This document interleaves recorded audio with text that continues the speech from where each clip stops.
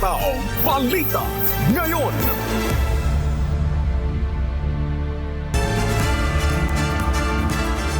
Magandang umaga, Luzon, Visayas, Mindanao at sa buong mundo.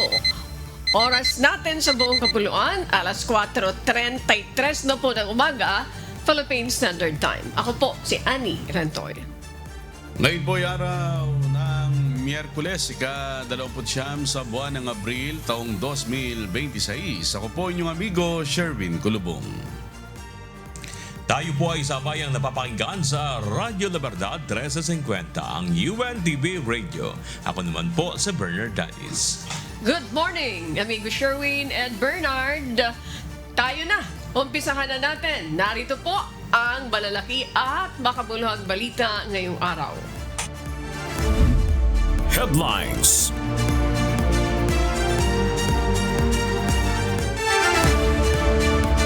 National News. Bahagyang ibinaba ng Civil Aeronautics Board ang fuel surcharge level para sa domestic at international flight mula May 1 hanggang May 15, 2026. Mula sa kasalukuyang level 19, bahagyang ibinaba ng CAB ang fuel surcharge sa level 18. Nangangahulugan ito na maaaring magbayad ang mga pasahero ng dagdag na 593 hanggang 1,734 pesos na fuel surcharge kung domestic flight depende sa destinasyon. Habang nasa 1,958 pesos hanggang maigit sa 14,561 pesos naman kung international flights. Sa ngayon, pansamantalang ipinatutupad ng CAB ang mas maikling timeline of 15 days ang adjustment sa fuel surcharge level mula sa dating isang buwan. Bunsod pa rin ito ng pabago-bagong galaw ng presyo ng jet fuel sa global market. Hataw Balita ngayon. Naipamahagi na ng Land Transportation, Franchising and Regulatory Board o LTFRB ang nasa 872,000 pesos na cash at check payout para sa mga kababayan nating nasa transport sector sa Region 1. Bahagi pa rin ito ng ayuda na ipinaabot ng pamahalaan para sa mga PUB drivers at operators na lubhang apektado ng mataas na presyo ng mga produktong petrolyo. Samantala, umarangkada na rin ang pagpapatupad ng Service Contracting Program sa Central Visayas Region. Kahapon ay nagsimula ng pumasada sa Central Visayas ang mga modernong jeep at modern UB Express na pawang mga participant ng Service Contracting Program. Sa ilalim nito, isasubsidize ng gobyerno ang bahagi ng gastos ng mga operator at driver habang bibigyan naman ng 20% discount sa pamasahe ang lahat ng mga pasahero. Hataw Balita ngayon. Sumadsad sa panibagong all-time low record ang palitan ng piso kontra dolyar kahapon April 28. Nagsara ang palitan kahapon sa 61 pesos and 30 centavos kada US dollar. Ito ang unang pagkakataon na sumadsad sa 61 peso level ang exchange rate. Ang pagbulusok ng palitan ng piso kontra dolyar sa gitna pa rin ng nararanasang economic challenges na dulot ng tensyon sa Middle East. Hataw Balita ngayon. Sa pagpapatuloy ng Hataw Balita ngayon, patuloy na nirereklamo ng mga transport group ang umano'y sobrang singil sa presyo ng petrolyo. Giit na mga ito, ibasura na ang all the regulation law para magkaroon ng control sa magiging presyo ng langis. Kaya Mr. Chairman, ang mungkahi po namin, hindi lang pag-aralan yung old regulation law, kundi ang mungkahi po namin, tahasang siyang ibasura dahil inutil siya para sa mamamayan. Kinwestiyon din ng mga ito kung bakit mataas ang presyo kahit may sapat na supply ng langis. Sagot naman ng Department of Energy, wala silang kapangyarihang magdikta ng presyo sa ilalim ng umiiral na batas. Dagdag pa ng DOE, isinasapinal na ang panukalang amyenda sa Oil Deregulation Law upang matugunan ang hinaing ng mga consumer. Meron na hong tinapos ang DOE na amendment draft dun sa oil regulation law. Finalizing it now, today, and soon we will be submitting it to Congress for amendment. Hataw Balita ngayon. Muling nagpulong ang Uplift Committee kahapon ukol sa mga hakbang ng pamahalaan para mabawasan ang epekto ng pagtaas ng presyo ng produktong petrolyo dahil sa gulo sa gitnang silangan. Ayon kay Palace Press Officer Undersecretary Claire Castro, napagkasunduan sa meeting ang pagsusulong na maisabatas ang Uplift Bill. Magbibigay daan ang panukalang batas na ito para magkaroon ng reforma sa paggasto sa pambansang budget. Ang layunin po nito, unang-una ay alisin ang 2 taong pagbabawal sa pagsasama sa panukalang budget ng mga item na idineklarang ipon o savings. Pangalawa, para magbigay ng listahan ng mga programs, activities, and projects na maaaring ponduhan mula sa mga nakalaang budget. At pangatlo, layunin din itong bigyan ng kakayahan ang pamahalaan na magamit ang unreleased appropriations at unobligated allotment mula sa fiscal year 2025 GAA at ang unreleased appropriations mula sa fiscal year 2026 GAA. Hataw Balita ngayon.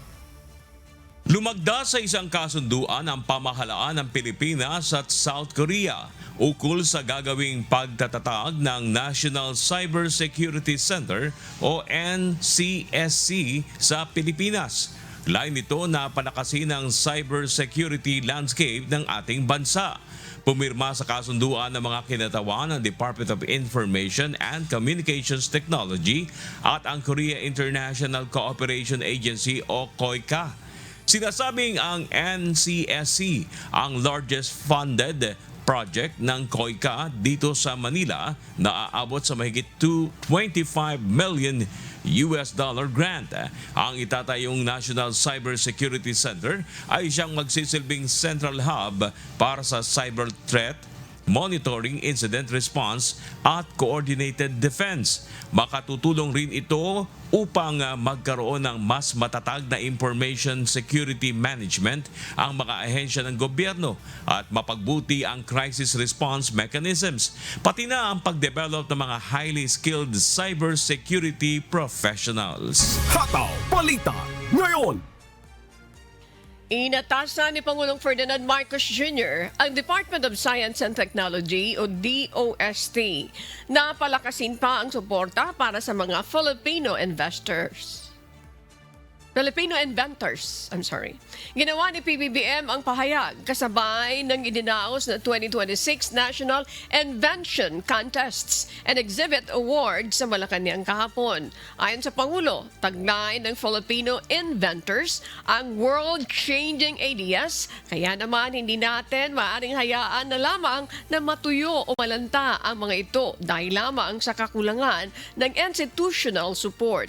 Kabilang na dito ang financial at technical support para sa mga Pilipinong inventor. Dagdag pa ng Pangulo, nakahanda rin ang gobyerno na tulungan ang mga inventor sa kanilang technology development kabilang na ang financing, commercialization at international exposure. Hataw Balita ngayon. Ngayong nalalapit na naman ang Labor Day, hinihimok ng National Wage Coalition si Pangulong Ferdinand Marcos Jr.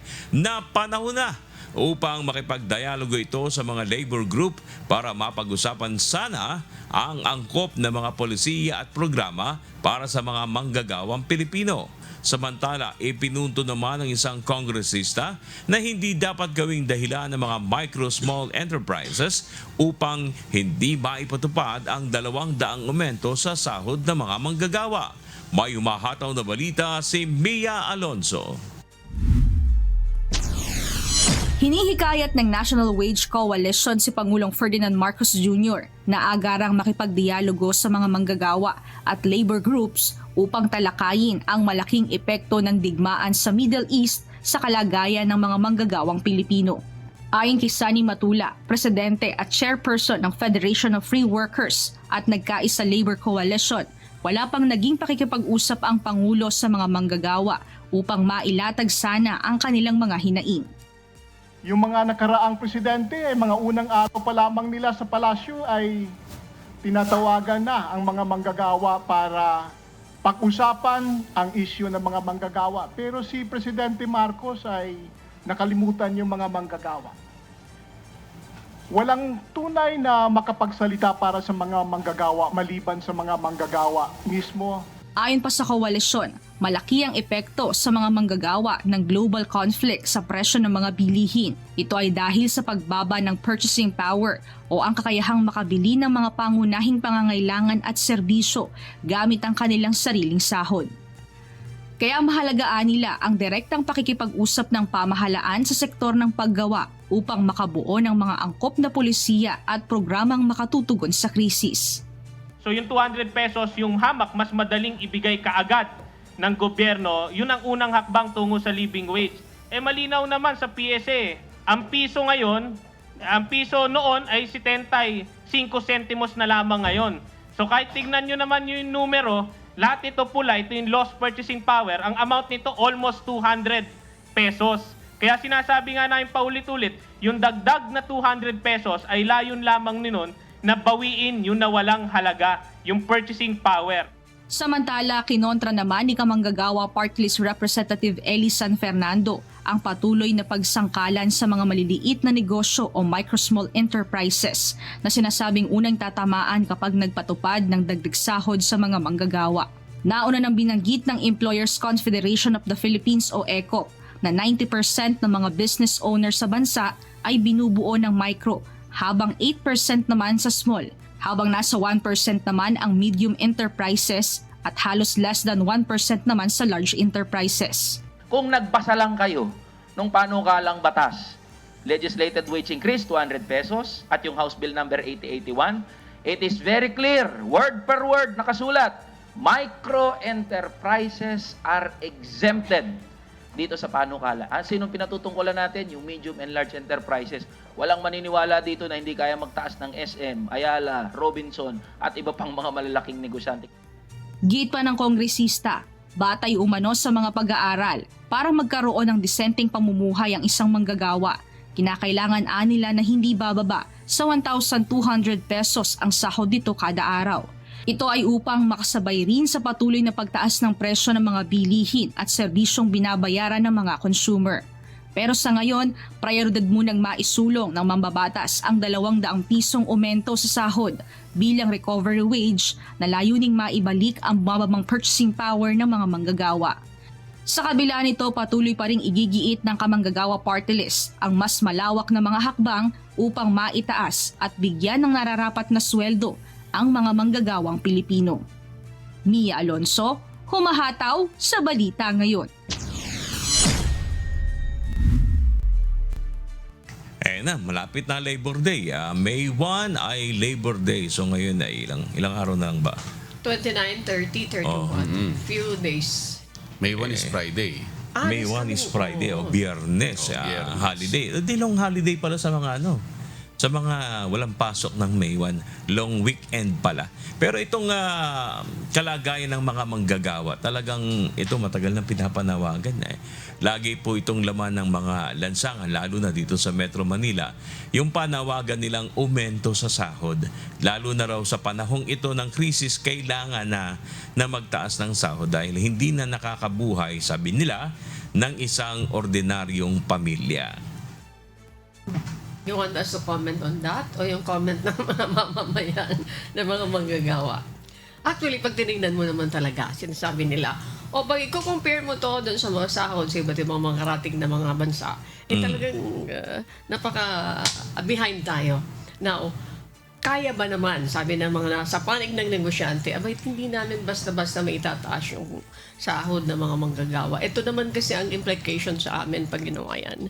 Pero, naniniwala tayo na may pagkakataon siguro na matingnan ng husto. Kasi sinasabi nila, yung decenteng pamumuhay ng ating mga kababayan, pag ikaw ay isang manggagawa, ay talaga naman napakalayo, sinasabi nila. Magkano ang kailangan ng isang manggagawa para makapamuhay ka ng decente? They use the word decenteng pamumuhay. Ayun, sinasabi doon sa report natin, 1,200. So 200 pesos kasi yung hinihiling ng mga manggagawa Sa sa ngayon, balita. okay, sa ngayon magkano ang minimum? Depende yan sa lugar. Oo. Pagka ang mas mataas kasi ang minimum ng Metro Manila, nasa 600 plus yan. Okay, puntahan natin yung 600 pesos. Sa 600 pesos, sa panahon ngayon, anong mabibili mo sa 600 pesos? Umuupa ka, mayroon kang estudyante yung pinapaaral. Kaya ba yan ng 600 pesos? Mga nasa between 658 to 695. So pagpalagay na ang natin, minimum. 700 pesos, kaya ba yun? Aba, Yan. kung dito maninirahan nga sa Metro Manila, magkano ba upa dito? Mahirap nang Depende sa city Depende sa city. Pero kung halos mga 5,000, maliit na isang unit, 5,000. Okay, kaya Pero kadalasan, di ba, binabatay sa 5 miyembro ng pamilya. Kaya- Yung budget niyan sa pagkain, kung meron ka pang pinag-aaral na anak, yung sa kuryente, tubig, etc. Okay. So parang mukhang mahirap nga. No? Kaya yung hinihiling nila, 200 na pesos para do sa wage recovery na sinasabi. Kaya ganun kalaki yung kanilang hinihingi ng mga manggagawa. Abatan natin kung yan ay may pagkakaloob. Ano po? May Pero, pagkakaloob. Yung... Matagal-tagal yan. Matagal-tagal yan. Dahil susunod dyan, yung hihiling din ng taas, syempre, yung mga karatig na probinsya, ng taas sa minimum, sasabihin ng mga employers group dyan, mapipilitang magsara na lang kung ganyan kalaki yung taas. Kasi mapapansin mo, halos ang tinataas, 5, Maliliit lang talaga. maliliit na halaga kasi binabalanse naman talaga yung kapakanan nitong mga sinasabi nga na itong mga namumuhunan, itong mga employers. Kasi nga, karamihan, sinasabi, pinapaliwanag ng ECOP, karamihan small, SMES. Micro small. 90%. Kung mayroon mang mga negosyo na kayang-kaya na kahit hindi mo pitpitin, pagka iniutos, kaya nilang gawin yon. Pero yung 90% ng SMES ay hindi naman makaka-afford. Yun ang mahirap. Lalo na ngayon, bumababa yung value ng piso.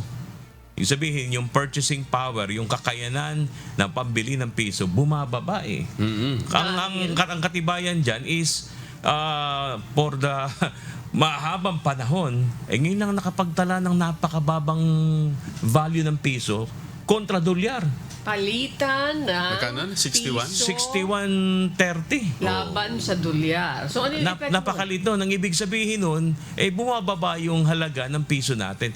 Sa isang banda, yung mga nagpapadala galing sa abroad, yung pera, pinapadala sa mga nandito sa Pilipinas, sa isang banda, ang tingin malaki palit. Malaki. Pero yung value. Yung malaki nga yung palit, pero yung value naman niya, yung kakayanan niyang bumili. Kasi matataas na naman yung value naman ng mga bili. Kasi nga nakikita natin yung 1,000, pagka nabariyahan, Naku po, ang bilis maubos. bilis maubos nga. So going back doon sa pagtaas ng palitan ng piso laban sa dolyar, talaga naman, yung effect sa ekonomiya, mayroon bad effect and then the negative effect. You mentioned about the OFW. This is good part. Sa punto nila, maganda ito sa mga OFWs natin kasi dollar ang pinapadala nila. Pero, at isa pa, yung BPO workers natin, maaaring mag-benefit din dito. But, sa punto ng ekonomiya, bad ito. Ano ang epekto? Karamihan ng mga produkto natin, imported. Binibili ng dolyar. So, anong resulta niyan? Sabi ng mga business experts, ang epekto niyan ay inflation. Yun, sa isang sinasabi ko kanina na sa isang usaw ng tingin, malaki yung palitan.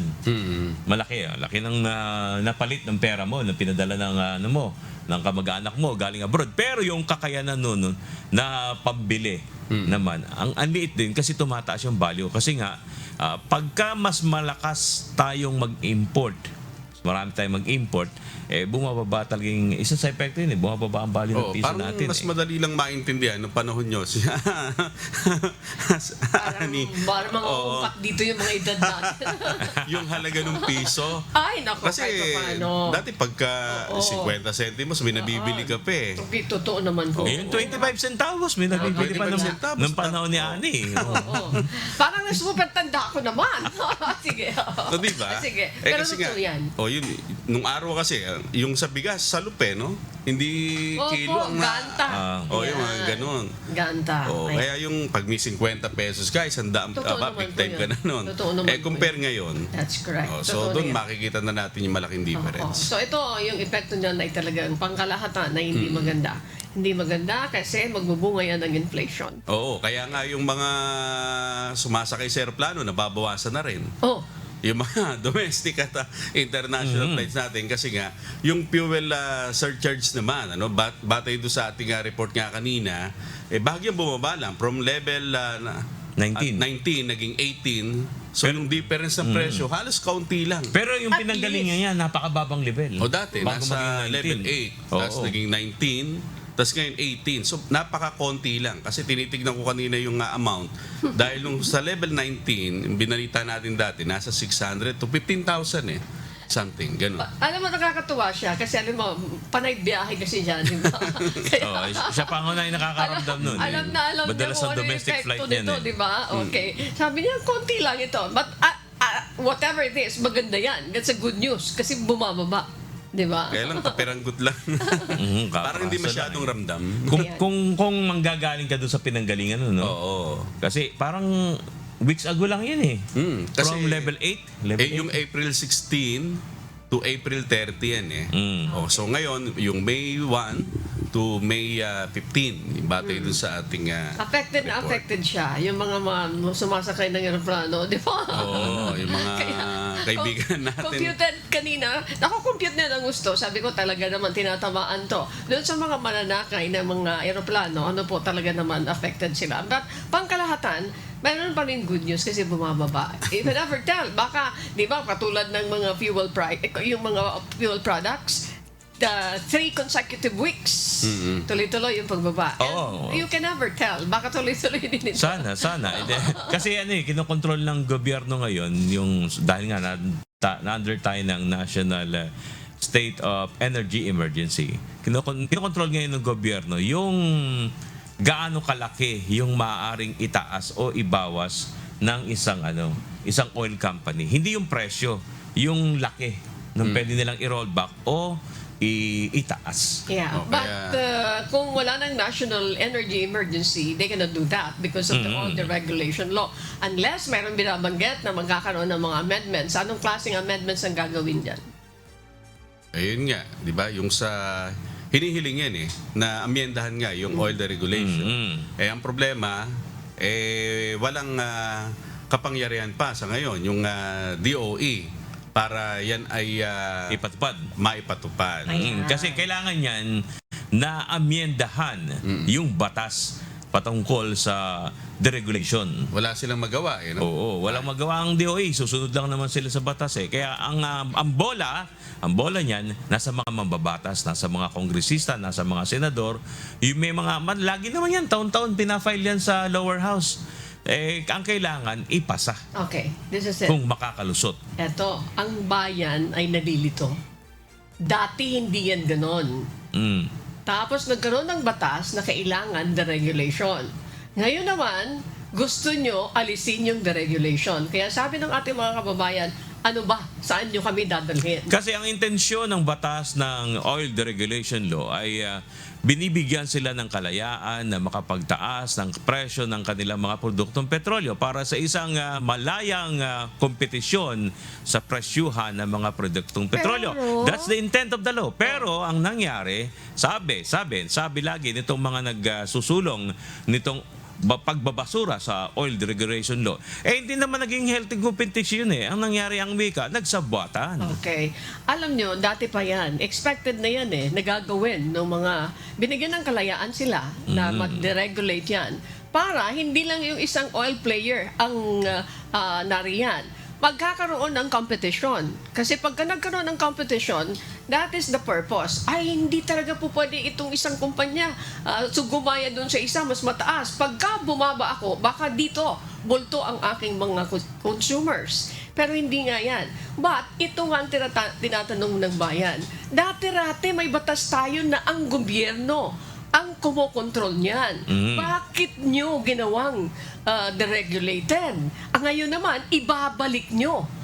Ano ba tayo nag-experiment? Kasi ang nangyayari kasi parang hindi nagagawa yung healthy competition That's na sinasabi. correct. Kasi Nagkakakuntsabahan niya. mayroon collision ang tawag doon. Nagkakakuntsaba.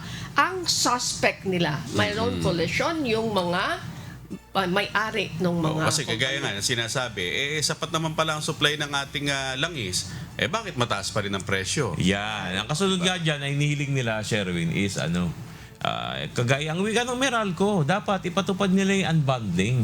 Yung, kumbaga, yung papaano kinukwenta yung pagtaas at pagbaba ng presyo. Okay. Alam mo, ang usapin sa Meralco sa mga susunod na araw kasi mayroon din gustong iliwanagin yung ating mga kababayan tungkol doon sa usapin na yan. Pero gusto ko muna isingit, yung National Security Center itatayo daw. I understand, this is doon sa ating balita kanina, mayroon kasunduan ang DICT and then South Korea. And what is the purpose of creating the National Cybersecurity Center? Ang sabi daw po dito, doon sa balita na ating nakuha kanina, ang primary purpose, bakit kailangan na maka-establish tayo dito, ay para doon sa protection ng ating digital space. Maprotektahan. Of course, di ba, nandiyan dyan lagi yung threat ng mga cyber criminals.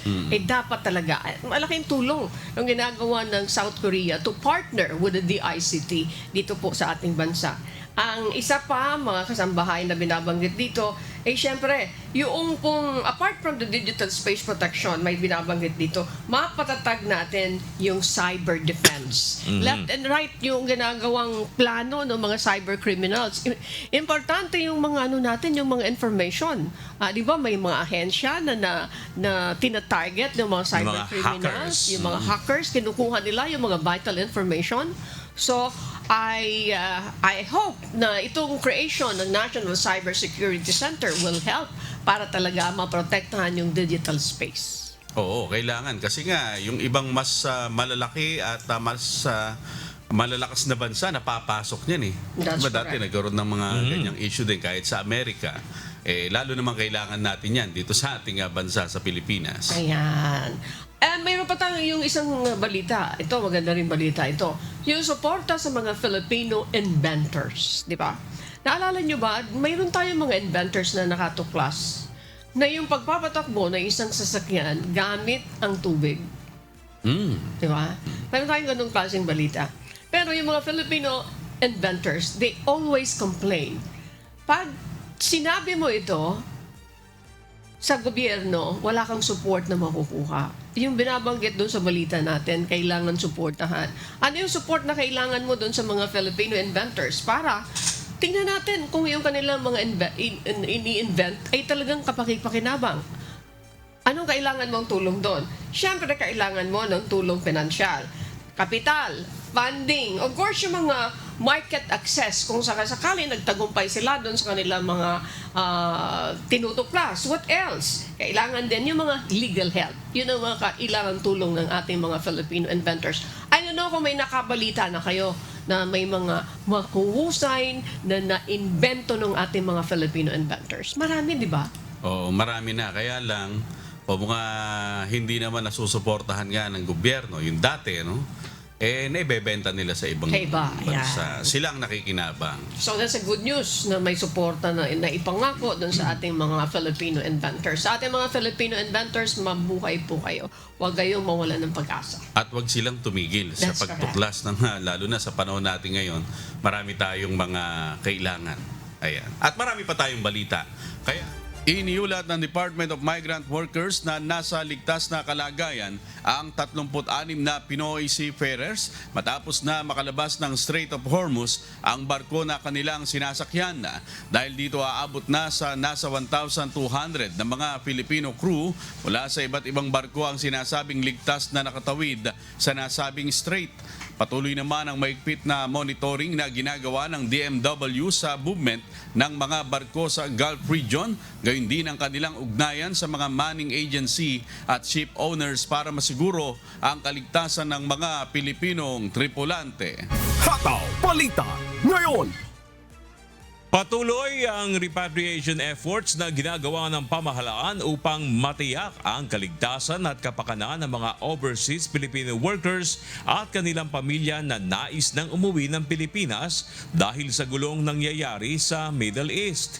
Kahapon, April 28, matagumpay na nakabalik sa bansa ang 171 OFWs mula sa Kuwait sakay ng isang commercial flight. Batay sa latest count ng DMW, mula noong March 5, 2026 sa ngayon ay meron ng mahigit sa 7,900 na mga OFW at kanilang dependents ang nakauwi na ng Pilipinas sa pamamagitan ng repatriation program ng pamahalaan. Hataw Balita Ngayon. Sa magpapatuloy ng Hataw Balita Ngayon, tiniyak na Department of Migrant Workers ang pagpapaabot ng suporta ng pamahalaan para sa pamilya ng Pinoy seafarer na naiulat na nawawala matapos natamaan ng missile strike ang sinasakyan nitong barko sa may Strait of Hormuz noong March 6. Noong linggo, pinuntahan ni DMW Secretary Hans Leo Kakdak ang pamilya ng OFW na si George Francis Palangka Miranda at ipinaabot ang concern ng pamahalaan kung saan siniguro rin ang suporta para sa mga ito, kabilang na ang full legal at welfare support. May koordinasyon ng ginagawa ang pamahalaan sa Legal Council na may kaalaman sa UAE Maritime Labor Laws upang masiguro ang pagkakaroon ng malinaw at patas na investigasyon hinggil sa insidente. Muli ring binigyan diin ng DMW ang kanilang commitment na protektahan ang karapatan ni Miranda at ng kanyang mga benepisyaryo alinsunod sa itinatakda ng batas at mga kasunduan. Hataw Balita Ngayon. At para po sa mga balita sa iba't ibang panig ng mundo, narito po ang ating global correspondent na si Marie Peñaranda mula naman sa Texas, USA. Global News. Yes, magandang umaga sa iyo, Sherwin, at sa lahat ng ating mga kasambahay. Narito ang mga balita mula sa iba't ibang panig ng daigdig. Isang malaking dagok para sa global oil industry ang desisyon ng United Arab Emirates na kumala sa Organization of the Petroleum Exporting Countries o OPEC matapos ang halos 6 na dekada ng pagiging miyembro nito. Ginawa ito ng bansa sa gitna ng patuloy na tensyon sa gitnang silangan na nagdudulot ng pangamba sa supply ng langis sa buong mundo. May hataw na balita si James Bontuyan. Epektibo na sa Biyernes, unang araw sa buwan ng Mayo, opisyal ng kakalas ang United Arab Emirates sa Organization of the Petroleum Exporting Countries o OPEC. Ang OPEC ay isang samahan ng mga bansa na nagpo-produce ng langis at nagko-coordinate ng produksyon nito upang makontrol ang supply at maimpluwensyahan ang presyo ng langis sa pandaigdigang merkado. Itinatag ang OPEC noong 1960 ng 5 bansa, kabilang ang Iran, Iraq, Kuwait, Saudi Arabia at Venezuela upang mapanatili ang matatag na kita ng mga miyembro at maiwasan ang biglaang pagbagsak o pagtaas ng presyo ng langis. Kaugnay nito, kakalas na din ang UAE sa OPEC Plus na isang mas malawak na alyansa na binubuo ng mga bansa sa OPEC at iba pang malalaking producer ng langis tulad ng Russia na nagkakasundo sa produksyon upang mas mapalakas ang kontrol sa global oil market. Sa pamamagitan ng OPEC at OPEC Plus, nagtutulungan ng mga bansa upang magtakda ng production limits na nakaapekto sa supply at presyo ng langis sa buong mundo. Sumali ang UAE sa OPEC noong 1967, ngunit ngayon ay pinili na nitong umalis upang magkaroon ng mas malawak na kalayaan sa pagtaas ng kanilang produksyon. Ayon sa mga opisyal ng UAE, ang desisyon ay nakabatay sa kanilang pangmatagalang plano na palakasin ang kanilang energy sector at matugunan ang lumalaking pangangailangan sa langis sa buong mundo. Sa kasalukuyan, umaabot sa halos 3 milyong bariles ng langis kada araw ang produksyon ng UAE, nakatumbas ng humigit kumulang 3 hanggang 4% ng global supply. Ayon sa ilang eksperto, matagal nang nais ng UAE na mag-produce ng mas maraming langis, ngunit nililimitahan ito ng mga production quota ng OPEC.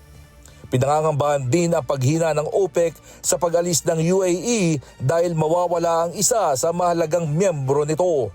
Samantala, pinalalapan ng digmaan sa gitnang silangan ang sitwasyon ng energy supply, lalo na sa Strait of Hormuz.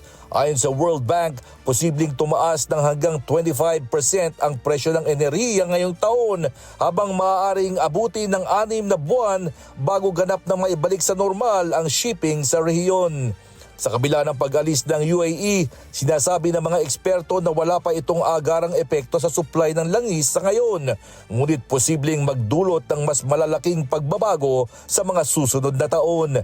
Nagbabala rin ng mga ekonomista na maaaring maging mas pabago-bago ang presyo ng langis kung susunod ang iba pang bansa sa pag-alis sa OPEC. James Bontuyan, humahataw sa Balita Ngayon.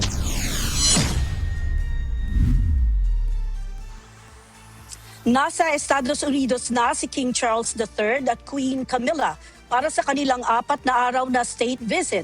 Layong ng pagbisita ng Hari at Reyna na palakasin ang ugnayan ng United Kingdom at United States sa gitna ng mga geopolitical tension at iba't ibang isyong kinasasangkutan ng dalawang bansa. May hataw na balita si Abby Valdez.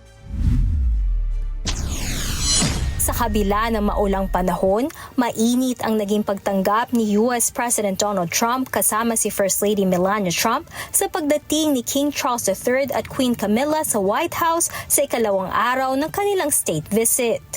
Libo-libo ang mga dumalo na nagtipon sa South Lawn ng White House upang masaksihan ang makulay na state arrival ceremony na may kasamang military honors, 21-gun salute at pagmarcha ng mga military guards.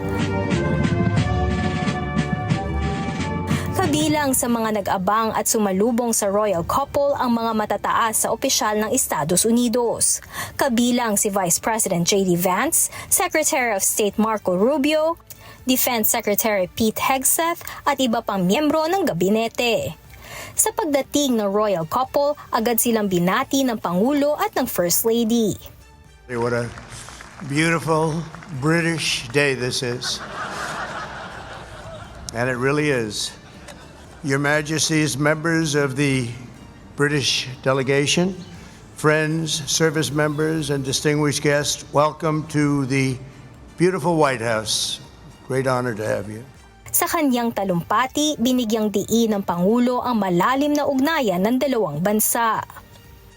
In the centuries since we won our independence, Americans have had no closer friends than the British. We share that same root. We speak the same language. We hold the same values. And together our warriors have defended the same extraordinary civilization under twin banners of red, white, and blue. Kasunod ng talumpati, nagsagawa ng isang aerial flyby at military review na pinanood ng royal couple mula sa balcony ng White House. Matapos ang seremonya, tumungo ang mga ito sa isang closed-door meeting sa loob ng White House upang talakayin ang mga mahahalagang issue kabilang ang seguridad, ekonomiya at kooperasyon sa rehiyon. Samantala, hiwalay namang dumalo si Queen Camilla at Melania Trump sa isang educational event na nakatuon sa paggamit ng artificial intelligence at virtual reality sa pag-aaral. Pagkatapos ng mga aktibidad sa White House, pumunta naman si King Charles sa US Capitol kung saan inaasahang haharap siya sa US Congress para magbigay ng talumpati. Inaasahang bibigyang diin ng British monarch ang pagkakaisa, kapayapaan at pagpapatibay ng ugnayan ng dalawang bansa sa gitna ng mga global na hamon. Sa mga susunod na araw, magtutungo ang royal couple sa New York at Virginia para sa iba pang mga aktibidad bilang bahagi ng kanilang state visit. Ang pagbisitang ito ay bahagi rin ng paggunita sa ika-250 anibersaryo ng kalayaan ng Estados Unidos na isang mahalagang yugto sa kasaysayan ng dalawang bansa. Abby Valdez, humahataw sa Balita Ngayon.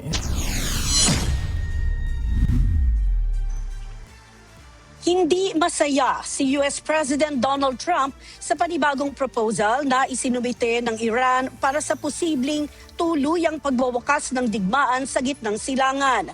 Patuloy na iginigiit ng Estados Unidos na kailangang mapag-usapan agad sa unang bahagi ng negosasyon ang usapin sa nuclear program ng Tehran, taliwas sa nais mangyari ng Iran na unahin muna ang issue sa Strait of Hormuz at ang garantiya na pagtigil ng US sa pag-atake. May hataw na balita si Lynn Perez. Posibleng hindi tatanggapin ng Estados Unidos ang bagong proposal na isinumite ng Iran sa pamamagitan ng Pakistan. Kasunod ng isinagawang high-level national security meeting kahapon, pinag-iisipan na ni US President Donald Trump ang mga susunod na hakbang ng kanyang administrasyon kaugnay ng sitwasyon sa Iran. Kabilang sa opsyon na kinukonsidera ng Pangulo ay ang pagpapatuloy ng naval blockade at pagpapalakas ng economic pressure laban sa Iran. Gayon din ang pagsasagawa ng limitadong military strike na siyang mas pinapaboran umano ng Pangulo. Ayon sa ilang US officials, hindi gusto ni Trump ang bagong proposal dahil hindi nito saklaw ang kritikal na usapin ng nuclear program ng Iran. Sa panukala ng Iran, uunahin munang pag-usapan ng pagtatapos ng digmaan at paglutas sa isyu ng shipping sa Gulf, kabilang na ang posibleng pagbubukas ng Strait of Hormuz bago talakayin ang matagal ng isyu ng nuclear program. Ngunit para sa Washington, hindi ito sapat at iginiit na ang nuclear issue ang pinakaugat ng sigalot sa rehiyon, kaya dapat itong talakayin kaagad. Kaugnay nito ay binigyan diin ni US Secretary of State Marco Rubio na bagamat mas maayos ang bagong panukala kumpara sa inaasahan, may mga pag-aalinlangan pa rin sila sa intensyon ng Iran. Giit ni Rubio, kailangan masiguro na ang anumang kasunduan ay makakapigil sa Iran na makabuo ng nuclear weapon sa hinaharap. Sa ngayon wala pang opisyal na pahayag si Trump na nagsasabi ng direktang pagbabasura sa bagong proposal ng Iran. Nananatiling stalemate ang sitwasyon sa pagitan ng dalawang bansa sa kabila ng umiiral na tigil putukan na pinalawig upang maiwasan ang muling pagsiklab ng digmaan. Lynn Perez, humahataw sa Balita Ngayon.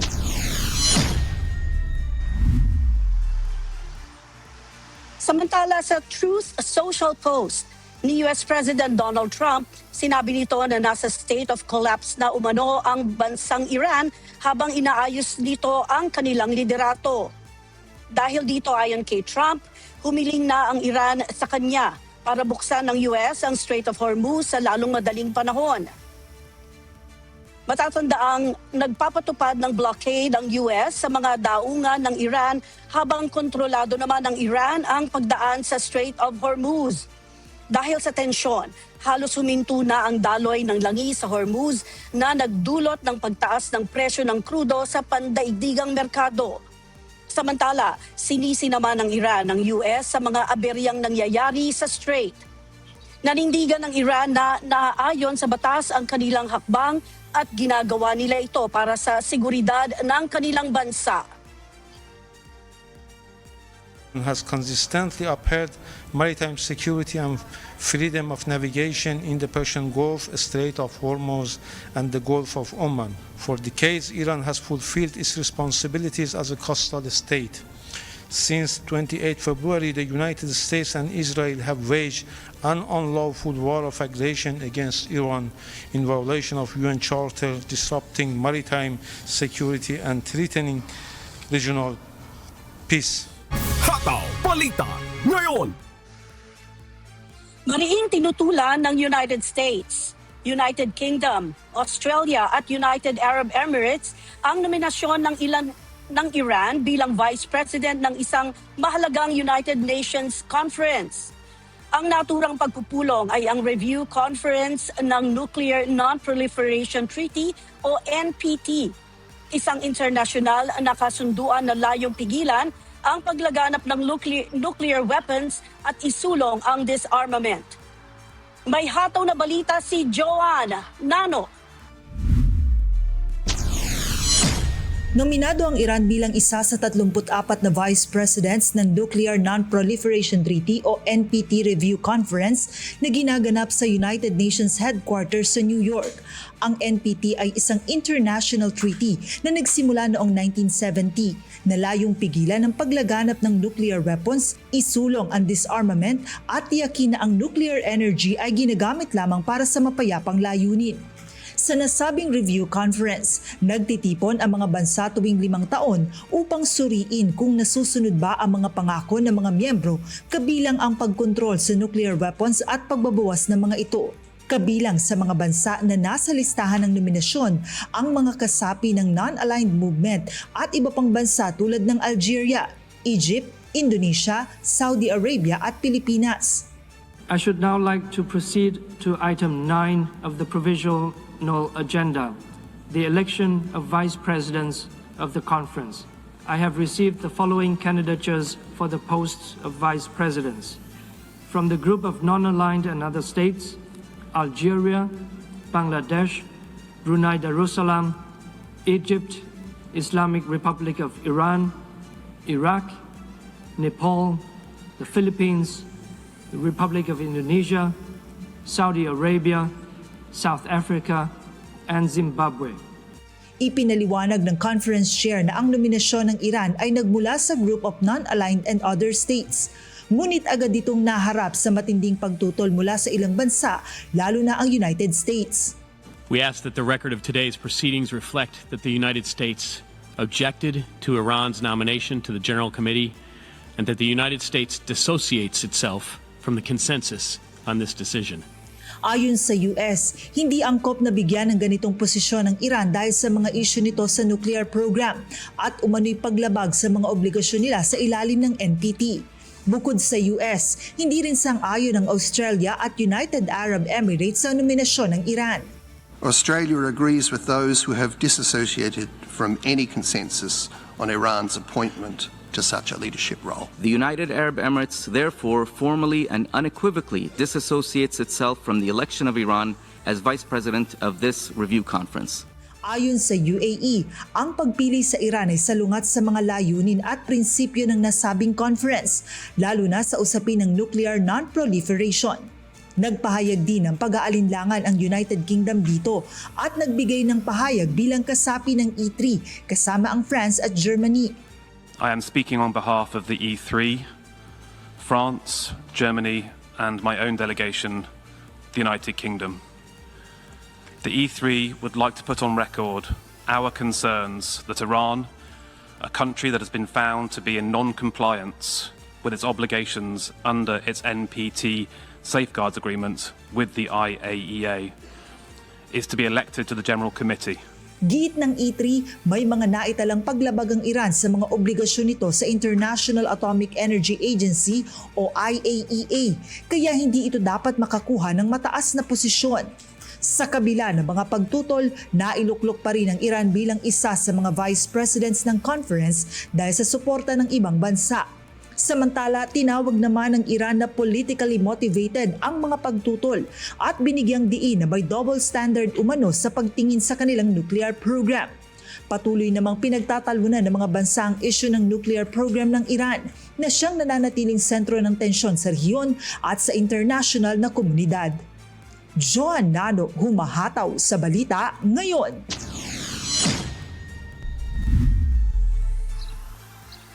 Samantala, lumalalim naman ang tensyon sa pagitan ng Ukraine at Israel dahil sa issue ng umano'y stolen grains na dumaong sa isang daungan sa Israel.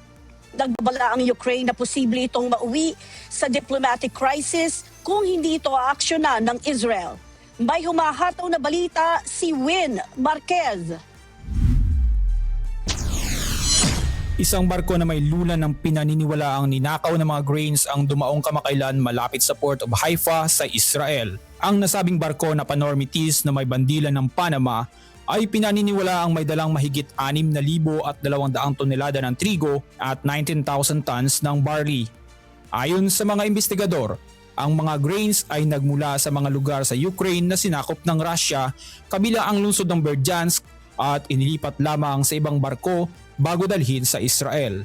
Dahil dito, ipinatawag ng Ukrainian Foreign Minister Andriy Sybiha ang ambasador ng Israel upang maghain ng protesta at humiling ng agarang aksyon kaugnay ng nasabing barko. Iginiit ni Sybiha na ang pagpasok ng mga ganitong kargamento ay maaaring makasira sa ugnayan ng dalawang bansa kaya hindi ito dapat pinapayagan ng Israel. Binigyang diin din niya na mahirap unawain ang kakulangan ng agarang tugon ng Israel sa mga nauna ng kahilingan ng Ukraine kaugnay ng katulad na mga insidente. Sa panig naman ng Israel, nananawagan si Foreign Minister Gideon Saar na iwasan ng Ukraine ang pagdadaan ng isyu sa media at social media. Ayon sa kanya, wala pa umanong sapat na ebidensya na magpapatunay sa mga paratang at dapat ito dumaan sa tama at legal na proseso. Tiniyak din ng Israel na susuriin nila ang usapin at kikilos alinsunod sa umiiral na batas. Hindi ito ang unang pagkakataon na nagkaroon ng ganitong insidente. Noong Abril, isang barkong Abins ang pinayagang magbaba ng halos 44,000 tons ng umano'y ninakaw na trigo sa Haifa. Ayon sa Ukraine, ang mga ganitong barko ay bahagi ng shadow fleet ng Russia na ginagamit upang lihim na ibenta ang mga ninakaw na ani at ponduhan ang digmaan. Sa taya ng Kyiv, umaabot na sa 15 milyong tonelada ng mga butil ang ninakaw mula sa Ukraine mula nang magsimula ang pananakop ng Russia noong 2022. Mahalaga ang agrikultura sa ekonomiya ng Ukraine na umaabot sa halos 20% ng kabuang produksyon ng bansa. Sa ngayon, nananatiling maselan ang ugnayan ng Ukraine at Israel habang sinusubukan ng Israel na balansihin ang relasyon nito sa Russia. Gayunman, may mga indikasyon na nanaisin pa rin ng dalawang bansa na mapanatili ang kanilang ugnayan sa kabila ng tumitinding issue. Winlove Marquez, humahataw sa balita ngayon.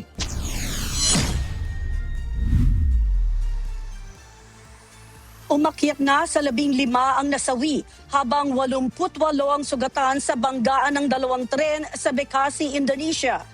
Nangyari ang insidente matapos magbanggaan ng ang isang long-distance train ang nakahinto at ang commuter train sa Riles. Ayon sa mga otoridad, karamihan sa mga nasawi ay kababaihan na naipit naman sa loob ng mga bagon. Natapos na ang rescue teams ang paglikas sa mga pasahero habang nagpapatuloy ang investigasyon. Sa sanhi ng insidente o ng aksidente, iniutos ng pamahalaan ang masusing pagsusuri sa railway system at planong magtayo ng flyover upang maiwasan ang kahalintulad na insidente. Hataw Balita ngayon. Sisimula naman ng Japan Airlines ang paggamit ng humanoid robots sa Haneda Airport bilang bahagi ng 2 taong trial.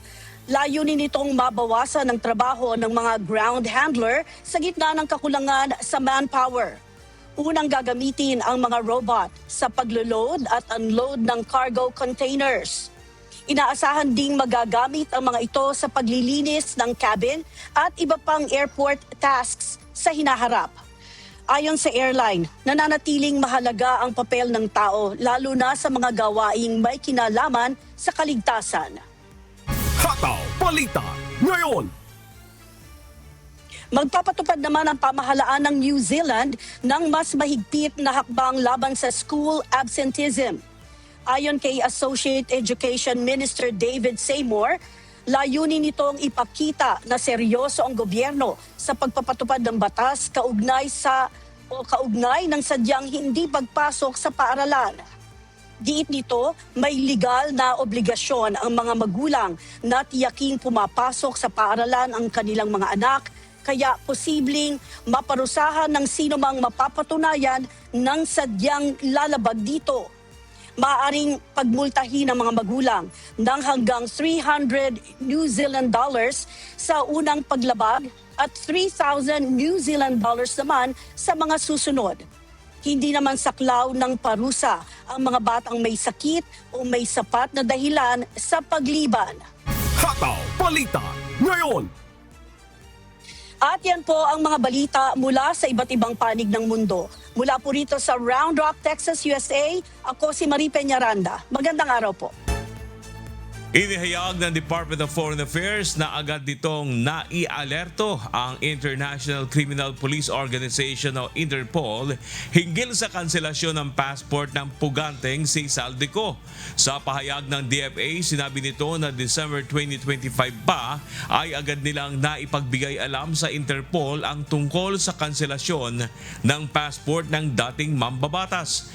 Kapwa na-revoke o binawi ang regular at diplomatic passport ni Ko sa bisa ng court order na agad na-i-report sa Interpol. Dagdag pa ng DFA, maaaring ginamit ni Ko ang isa pa niyang regular passport sa kanyang pagbiyahe mula Germany patungong Czech Republic.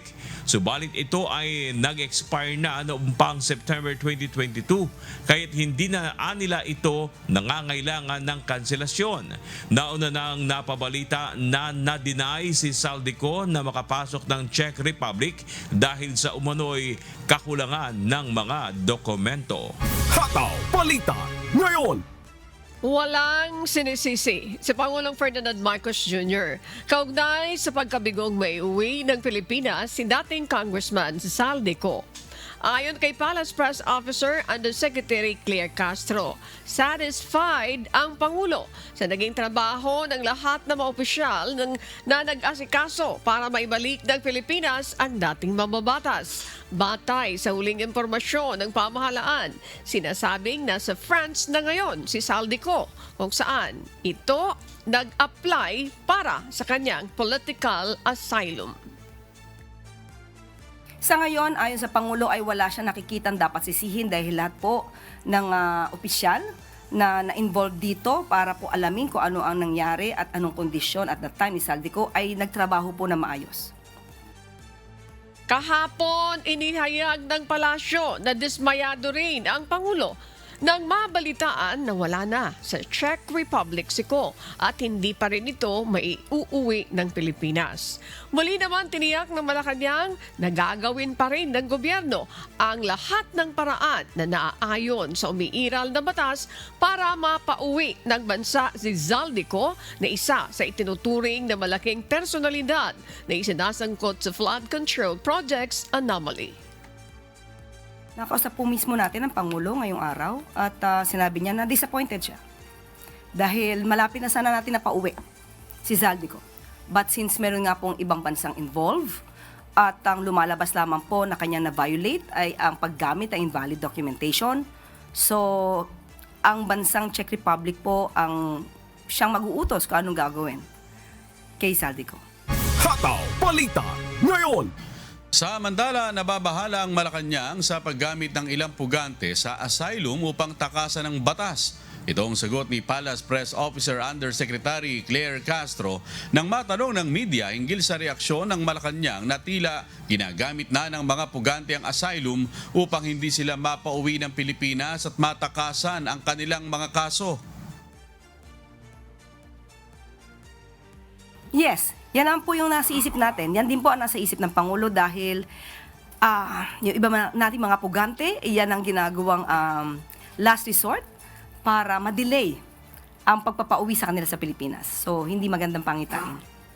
Sa update na nakuha ng Malacanang, sinasabing nasa France na ngayon si Saldico kung saan ito nag-a-apply ng kanyang asylum dahil umano sa political persecution. Nauna na rin nag-apply ng political asylum sa the Netherlands si Attorney Harry Roque. Ang political asylum ay isang uri ng proteksyon o kanlungan na ibinibigay ng isang bansa sa mga dayuhan na tumatakas sa kanilang sariling bansa dahil sa takot na ma-persecute, ma-torture o mapahamak ang buhay. Hataw Balita ngayon.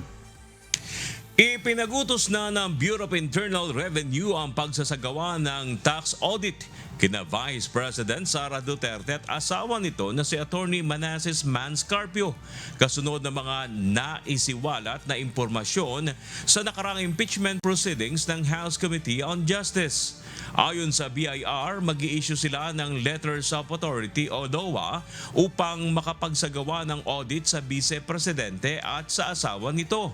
Gayon din sa siyam na negosyo na sinasabing may kaugnayan sa kanila. Paliwanag pa ng ahensya, ang issuance ng LOA ay batay sa third-party information kabilang na mga datos ng publicly available at mga official sources batay na rin sa nakasaad sa Section 5 ng National Internal Revenue Code. Kasama rin sa mga ikinonsidera ng BIR ang pahayag ng Ombudsman hinggil sa SALN ni BP Sara pati ng ulat mula sa Anti-Money Laundering Council. Binigyan linaw naman ng BIR ng issuance ng LOA ay hindi nangangahulugan agad ng liability kundi ito ay isang mahalagang hakbang para matukoy kung tama ang tax due ni BP Duterte at ng kanyang asawa.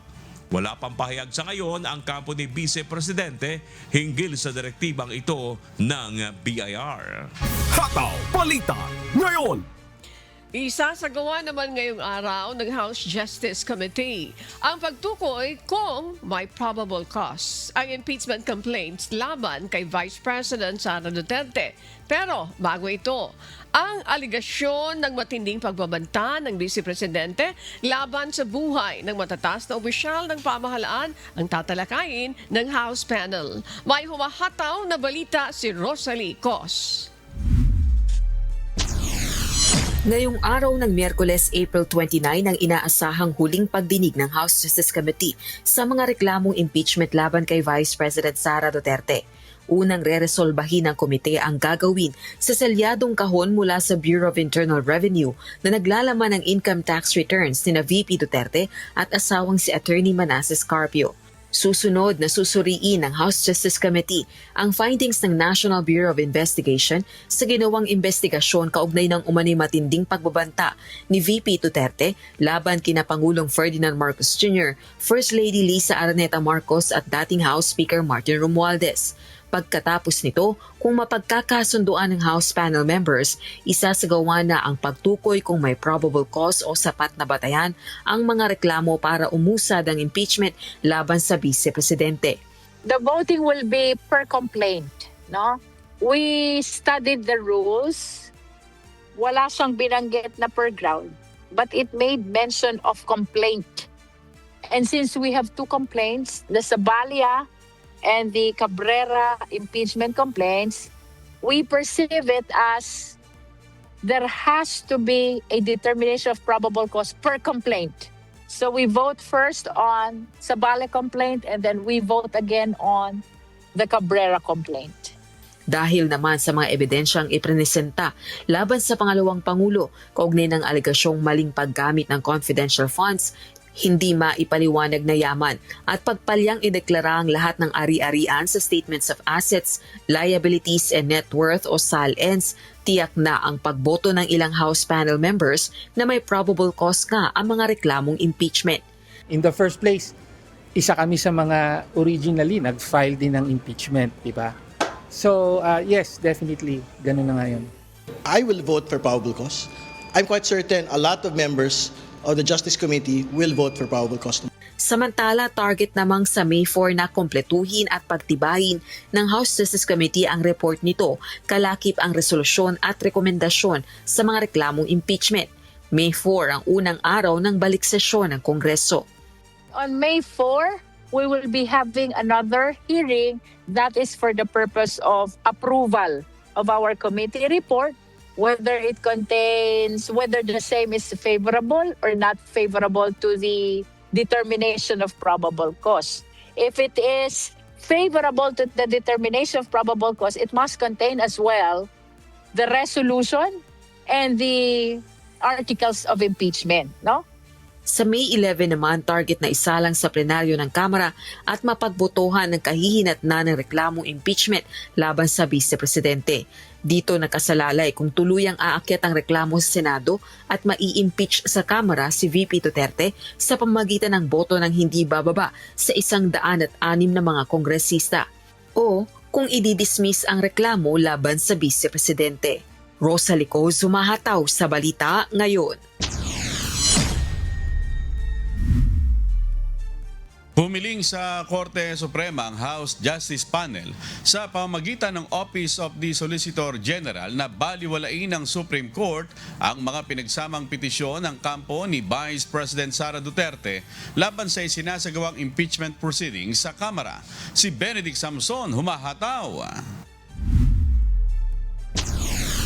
Matapos ang ibinigay na 10 araw ng Korte Suprema para magkomento ang House Justice Committee sa mga inihaing petisyon ng kampo ni Vice President Sara Duterte laban sa isinasagawang impeachment proceedings ng Kamara, nagsumite ng petisyon ng House Justice Panel sa Supreme Court sa pamamagitan ng Office of the Solicitor General at umapila na baliwalain ng Korte ang consolidated petition na inihain ng kampo ni Vice President Sara Duterte. Batay sa petisyon ng kampo ni VP Duterte, sinasabing kung papayagan ng SC na magpatuloy ang impeachment ay magre-resulta lamang ito sa ilegal na paggastos ng pondo ng bayan. Iginigit din ng petitioners na labag sa saligang batas ang isinasagawang impeachment proceedings ng House Justice Committee kung saan hindi na isangguni sa Vice Presidente ang mga reklamong inihain laban sa kanya. Naniniwala din ang kampo ni VP Sara na magdudulot lamang ng dungis at lilika ng institutional conflict ang ginagawa ng mga miyembro ng House Justice Panel na siyang nag-endorso, nag-sponsor at sumusuporta sa impeachment complaint. Sa panig naman ng mga respondent, naninindigan ng mga ito na mahigpit nilang nasuri ang mga paraan at walang labag sa proseso ng impeachment complaint batay na rin sa iginawad na kapangyarihan sa kanila ng konstitusyon. Gaya ng lahat ng sangay ng pamahalaan, iginiit ng respondents na may tiyak at natatangi silang katungkulan, tulad ng Kamara na may mandato na mag-initiate ng impeachment proceedings, habang may kapangyarihan naman ng Korte Suprema na ayusin at aksyonan ng aktwal na kaso. Bahagi rin ng trabaho ng SC ang pagsasagawa ng judicial review upang matiyak na walang mangyayaring grave abuse of discretion dahil sa kakulangan o labis na jurisdiksyon. Dahil dito, umaapela sa Korte Suprema ang House Justice Committee na isaalang-alang ang pagbaliwala sa consolidated petitions at tanggihan ng mga injunctive relief na hinihiling ng kampo ni VP Duterte. Benedict Samson, humahataw sa balita ngayon. Naharap ngayon sa panibagong ethics complaint si Cavite 4th District Representative Kiko Barzaga sa Committee ng House of Representatives. Ayon sa isang mambabatas, posibleng mapatalsik na si Barzaga sa posisyon matapos ang dalawang magkasunod na suspensyon. May humahataw na balita si Evan Alvarez. Wala umanong senyales ng pagsisisi o kahit anong pagbabago kay Cavite 4th District Representative Kiko Barzaga sa kabila ng kaliwat kanang nakuhang reklamo dahil sa mga umano'y maling asal nito sa Kongreso. Para kay House Deputy Speaker at Iloilo 1st District Representative Janet Garin, maaari na itong ma-expel o mapatalsik bilang mambabatas matapos 2 beses na patawan ng 60-day suspension. Historically kasi sa Kongreso, kapag na-suspend ka na, and then you have another suspension, and in his case, the second suspension had a very strong warning that if he repeats it again, it will proceed to a higher penalty. Well, technically, it's expulsion kasi it's usually suspension, then expulsion. Ngunit ayon kay Representative Garin, nasa House Committee on Ethics and Privileges pa rin ang desisyon kung ano ang susunod na aksyon kay Barzaga, lalo na at nasabi na niya at ng iba pang miyembro ng komite ang kanilang posisyon patungkol sa batang mambabatas sa isinagawang pagdinig kahapon. Paliwanag ni Garin, hindi siya maaaring bumoto dahil siya rin ang complainant sa 2 panibagong inihaing reklamo laban kay Barzaga kahapon. Ang isa ay dahil sa pagdawit sa kanyang anak at kay House Senior Deputy Majority Leader at Iloilo 3rd District Representative Lawrence Defensor sa pagkamatay ni yumaong Iloilo Vice Mayor Amy Paz Lamasan. Habang ang isa pang reklamo ay nag-ugat naman sa biglaang pagla-livestream ni Barzaga at pagtatapat ng kanyang cellphone sa mga miyembro ng House of Representatives. Parang his point is, that's his nature as a cat, but he's not a cat. He's a member of Congress, duly elected, who should demonstrate what is expected commensurate to his position. Ayon kay Garin, bagamat nakakatawa, hindi laro ang pagiging mambabatas at hindi dapat maging ganito ang ugali ng kinatawa ng isang distrito. Sinagot naman ni Barzaga sa pamamagitan ng isang Facebook post ang pahayag ni Garin. Anya, dapat bang gayahin si Garin na umano'y dahilan ng pagkamatay ng mga kabataan dahil sa Dingvaxia? Dagdag pa nito, naninindigan siya sa kanyang mga pahayag at ang House of Representatives ay institusyon umano ng kapalpakan, mga magnanakaw at kahihiyan sa bansa. Evan Alvarez, humahataw sa Balita Ngayon. Sa pagpapatuloy ng Hataw Balita Ngayon, sa ilalim sa isang medical procedure ngayong linggo ang kontrobersyal na contractor na si Pacifico Curly Discaya ayon kay Senate Secretary Mark Leandro Mendoza. Ayon kay Mendoza, isang linggong mananatili sa ospital sa Discaya at muling ibabalik sa kustodiya ng Senado matapos ang operasyon. Tiniyak naman ni Mendoza na may sapat itong bantay, ngunit mananatiling restricted sa mga bisita habang nasa ospital. Ayon sa Senate Secretary, nasuri muna ng in-house doctor ng Senado sa Discaya, maging ng mga doktor sa ospital. Kaya ito nabigyan ng go signal na sumailalim sa surgical procedure. Yung sa right shoulder niya, may surgery na gagawin sa kanya. Nag-request siya na mag-undergo ng medical procedure. So pinayagan naman siya. So tentative, baka this Thursday, mag-undergo siya ng medical procedure. Pero inintay pa yung clearance kung natutulog siya this Thursday. Then after a week or balik na siya rito para dito na siya magpagaling. Hindi naman disclose yung hospital because of security reasons muna. Ayon kay Mendoza, sa ngayon ay si Curly Discaya na lamang ang nananatiling nakadetain sa Senado matapos ma-cite and contempt ng Blue Ribbon Committee dahil sa hindi pagsasabi ng katotohanan sa investigasyon ng bilyong-bilyong flood control scandal. Hataw Balita Ngayon. Tatapusin ng ibang kontraktor sa mga proyekto ng pamahalaan na naipanalo sa bidding ng mga kumpanyang pagmamayari ng mag-asawang si Sara at Curly Discaya. Ito ang inihayag ni Department of Public Works Secretary Vince Dizon sa gitna ng mga proyektong nakakontrata sa mga Discaya na hindi pa rin natatapos. Paliwanag ng kalihim, terminated na ang lahat ng mga kontrata ng pamahalaan sa anumang kumpanya ng mga Discaya. Ito'y matapos mabunyag ang pagkakasangkot ng mga ito sa maanumalyang flood control projects ng pamahalaan. Ayon kay Secretary Dizon, kakailanganin nilang mag-tap ng mga bagong kontratista para matapos na ang nakatenggang proyekto. All of the Discaya projects are being terminated nationwide, and all of them need to be finished. No, but they have to be finished by another contractor.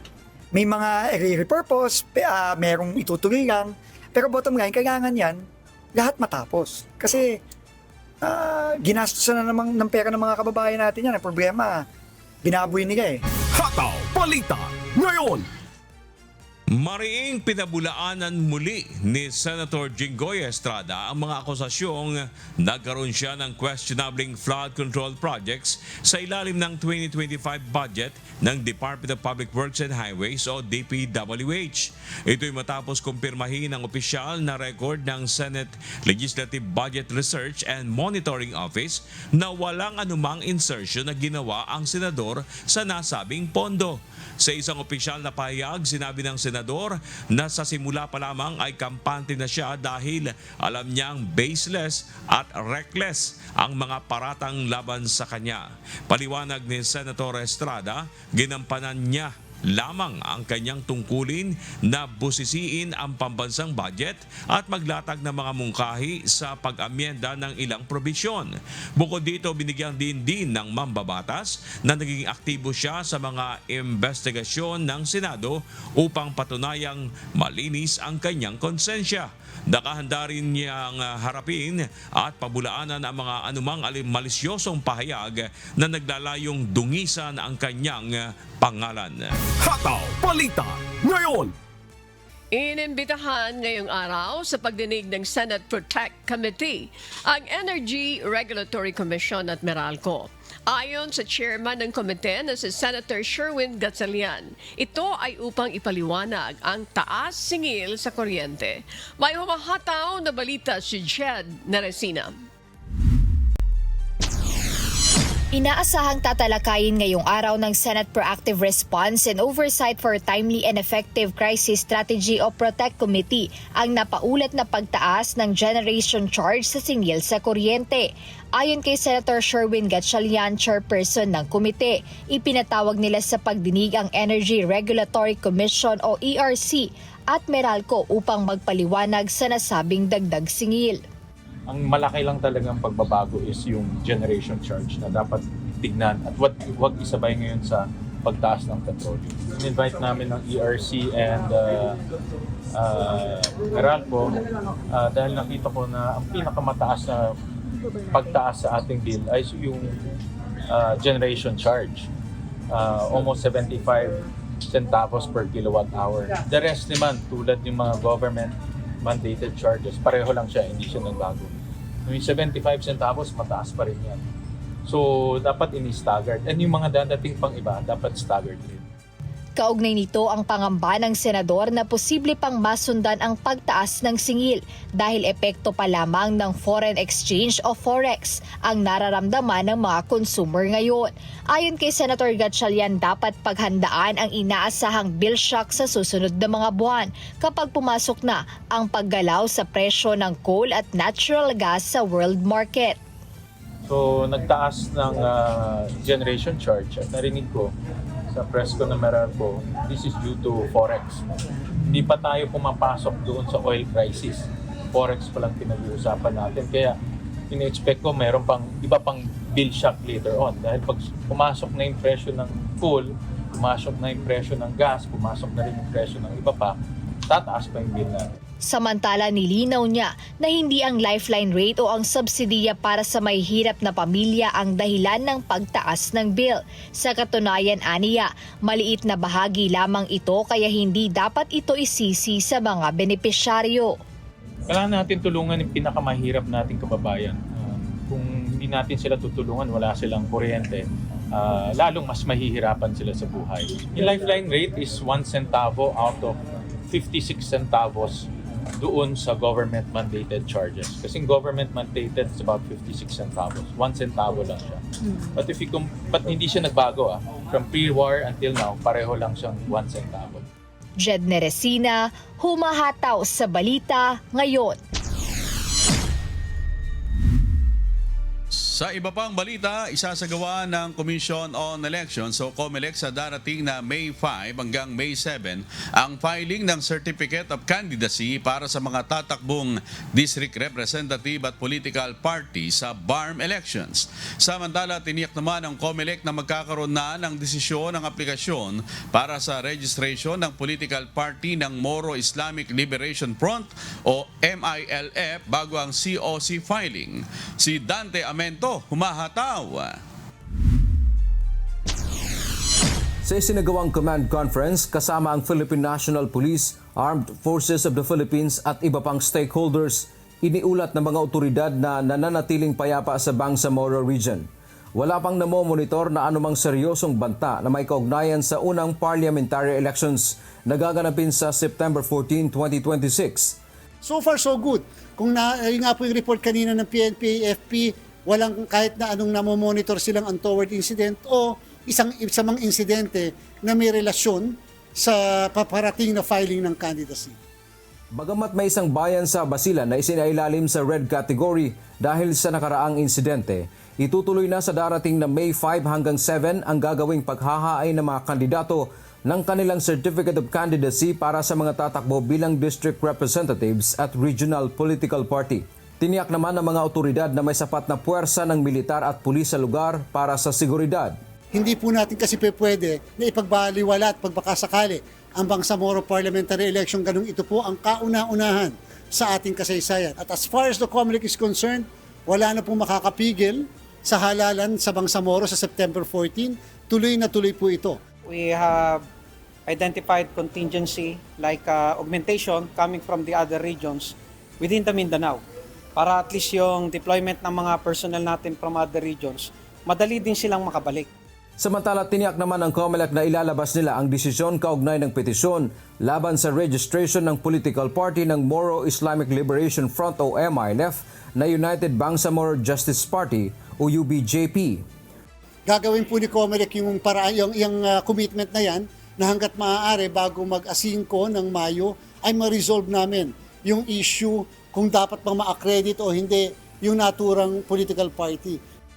Kahapon nagtungo sa COMELEC ang mga pinuno ng MILF kasama si Chairman Murad Ibrahim. Umaasa ang mga ito na papaboran sila ng COMELEC. Binigyang diin ng MILF, malaki ang kanilang papel sa Comprehensive Agreement on the Bangsamoro. I call on our people to remain patient as we continue to work and prepare for the coming election. Let us all unite under one strong principle political party. Dante Amento, humahataw sa balita ngayon. Inalis sa pwesto ang 2 pulis sa Maynila. Ito'y matapos na lumabag sa batas trapiko sa pagkakarga ng malalaki at mahahabang kahoy sa police mobile na posibleng maka-aksidente ng ibang motorista. Si Leia Ilagan, humahataw.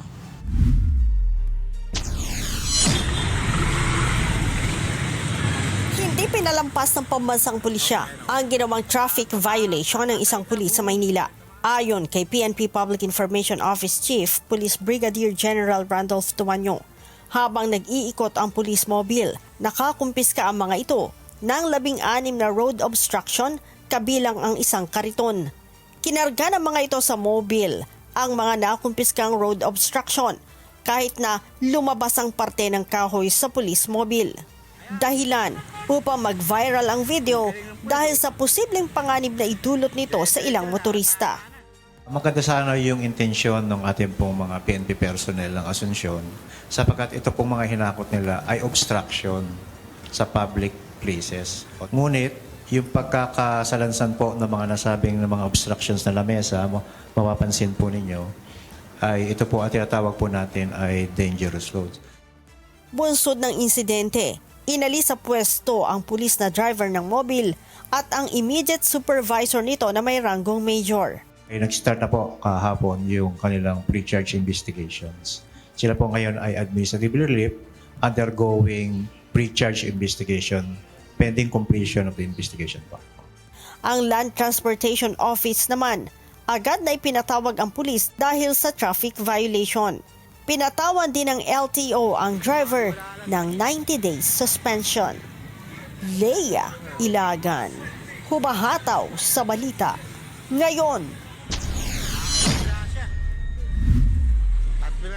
Sa kabila ng mga hakbang na ginagawa ng mga otoridad, katuwang ang mga eksperto mula sa Japan, International Cooperation Agency o JICA, hindi pa rin masabi hanggang sa ngayon kung kailan tuluyang maapula ang sunog sa Navota Cemetery landfill makalipas ang halos 3 linggo mula nang sumiklab ito. Si Nestor Torres, humahataw. Muling pinuntahan kahapon ng mga opisyal ng Department of Public Works and Highways kasamang Department of Environment and Natural Resources at Office of the Civil Defense ang Navota Sanitary Landfill upang personal na alamin ang update sa ginagawang pag-apula ng sunog doon na nagsimula pa noong April 11. Una nang nagpagawa ng access road ang DPWH upang mapuntahan ng malalaking sasakyan ang landfill na nasa isang isla. Ito ay upang makapagsagawa ng pagtatambak ng lupa o soil covering na isa nga sa paraang ginagawa upang mapula ang apoy. Kasi talagang hindi biro itong nangyari dito. No? Napakagawa, napakalaki. 44 hectares yung landfill, ang nasusunog siguro halos 90% nun, no? Nung simula. Pero ngayon, according to the estimates, halos mangangalahati na tayo dun sa napapatay nating area. So, nung nakita nga ninyo, hindi ito madali at hindi pwedeng basta-basta lang natin na papaakatin yung mga equipment dyan dahil delikado. No? So, nagpapasalamat ulit tayo sa gobyerno ng Japan kasi nabibigyan nila tayo ng technical assistance kasi wala talaga tayong experience dito no, sa ganitong klaseng mga disaster. Mainit, mabaho at nakasusulasok na amoy. Ganito ngayon ang sitwasyon ng Navotas Landfill. Ayon sa DPWH, natambakan na ang nasa 50% dito sa lugar. Pero wala pa silang kasiguraduhan kung kailan matatapos ang pagtatambak sa Navotas Landfill. Bagaman hindi tumitigil ang mga otoridad sa pag-apula ng sunog, hindi pa rin makapagbigay ng eksaktong panahon ang mga otoridad kung kailan tuluyang magdedeklarang fire out ang sunog sa Navotas Landfill. Hindi pa kami makakapagbigay ulit ng timeline, pati yung mga Japanese partners natin ayaw magbigay ng timeline kasi talagang slow process ito. Pero slowly but surely naman napapatay na natin yung sunog. So, malaking tulong naman para sa Pilipinas ang suporta ng JICA para mapula ang sunog. The challenge is here but in response to the request by the Philippine government, the Japanese government has dispatched the disaster relief team to the Philippines to address the shared challenge in front of us when the partner is in a difficult situation. Maigpit naman ang bili ng DNR sa mga residente ng Navotas at iba pang karatig na lugar na ugaliing magsuot ng face mask upang hindi makalanghap ng maruming hangin na maaaring mauwi sa respiratory diseases. Kami naman po sa DNR, tuloy-tuloy po ang pag-monitor namin ng air quality. At dito po sa NCR, isa na lang pong lugar ang medyo mataas pa po ang readings natin sa PM 2.5. Ang Valenzuela po ay medyo mataas pa. Actually, medyo mataas, 48 micrograms per normal cubic meter ng PM 2.5. So above yan ng national guideline values natin na 35. At yung sa Obandong station naman po natin ay medyo bumaba po siya. It's still above the guideline values, it's 38. Nagpapasalamat naman si Mayor John Ray Chanco sa tulong ng national government sa kanilang lungsod upang mapula ang sunog sa landfill. Makita po natin, kung titingnan po ninyo, napakahirap, napakalawak ng disaster po dito. So kailangan talaga nagtutulungan. At malaking bagay po yung tulong po ng JICA, ng Japanese government at yung mga technical experts. Dahil ito pong lugar po na to, base doon sa heat map po natin, ito po yung pinakamainit. Nestor Torres, humahataw sa balita ngayon.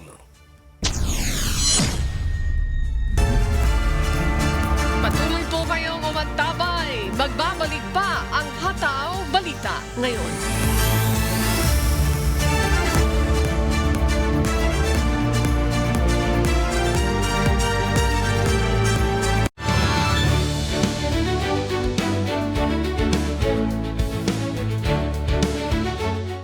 Naririnig mo ba sa balita?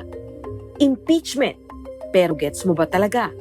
Ano ang proseso at kailan ito ginagamit? Samahan sina Attorney Mimi Sandoval Sebrio at Attorney Joey Domingo ngayong Huwebes sa alas 7 ng gabi sa Untahang Legal. Dito lang sa UNTV, your public service channel. Watch the live games of the UNTV Volleyball League Season 4. Starting at 12 noon in Paco Arena in Manila. With live streaming of the games via the UNTV News and Rescue and UNTV Sports Facebook page and YouTube channel. Win in sports. Win for charity. Ngayong Sabado sa ang inyong kawal, ating kilalanin ang mga batalyon na bumubuo sa Signal Regiment ng Philippine Army, ang nagsisilbing sandigan ng malinaw, mabilis at ligtas na komunikasyon sa bawat misyon. Tunghayan ang kanilang kwento ng dedikasyon, kahusayan at tapat na paglilingkod para sa bayan. Lahat ng yan sa ang inyong kawal, Sabado alas 8 ng gabi sa UNTV, your public service channel.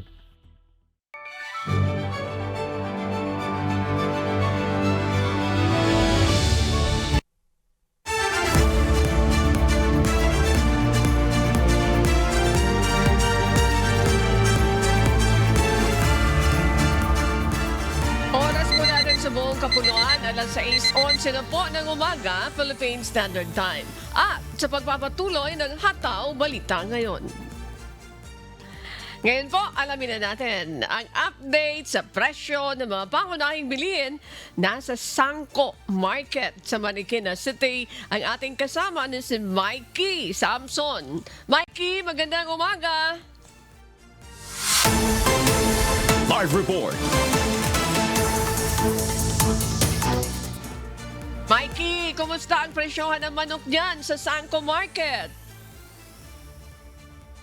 Good morning, Ma'am Annie, at isang Wednesday morning na punong-puno ng good vibes din ang pagbati natin sa ating mga kasangbahay. At nandito nga po tayo ngayon sa Sangco Market dito sa Marikina City upang muli ay update ang ating mga kasambahay patungkol sa presyo ng ating mga pangunahing bilihin. At sa atin nga pong pag-iikot-ikot dito kanina sa Sangco Market ay napag-alaman po natin na nagkaroon po ng bahagyang pagtaas ng presyo pa sa ating mga karne. Sa manok po particular ay nagkaroon po ng pagtaas ng presyo. Sabi po nila, hindi po ito dahil sa pagtaas ng gasolina kundi dahil sa mainit na panahon.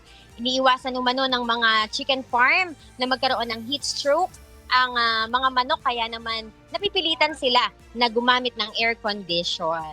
At para naman po sa ibang presyo ng ating mga bilihin para po sa mga manok, ang paa po ng manok ay nagkakahalaga ng 130 ang bawat kilo. Ang atin naman pong drumstick ay nagkakahalaga ng 210 pesos. Gayon din ang ating wings. Ang isang kilo po ay 210 pesos din.